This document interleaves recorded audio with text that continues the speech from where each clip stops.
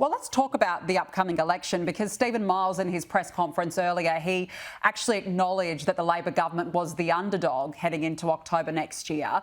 What's the mood in Queensland ahead of the election? How much is the government on the nose here?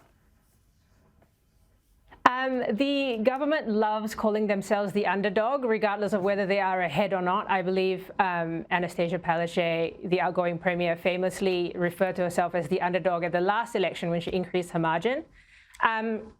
They are definitely on the nose here in Queensland. You know, we've seen in previous times when Queensland swings, it swings and really, really hard.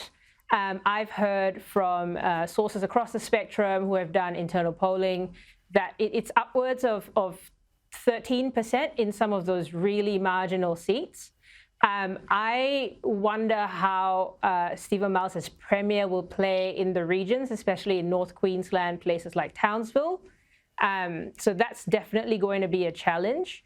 Labor sources have described to me, you know, that this change in leadership is really about saving the deck chairs on the Titanic. And the option is, you know, who is best placed to save the most number of chairs, and what they've gone with is Stephen Miles. Yeah, that's an interesting point. Just before we let you go, you mentioned some of the issues, for example, youth crime being one of the bigger ones. These are issues that have really plagued Anastasia Palaszczuk's government. How much will it now plague Stephen Miles?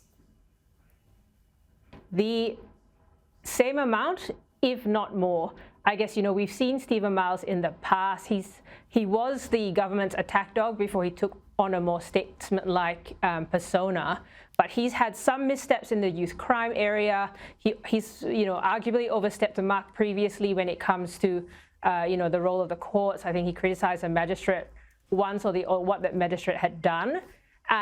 So, you know, the history and the things that he said, I think will come back to bite him on those issues. But I think the government is very well aware of the pressure that they're under when it comes to those three topics. OK, well, there's still a long way to go until October next year. Madura McCormack, good to speak with you. Thanks for joining us.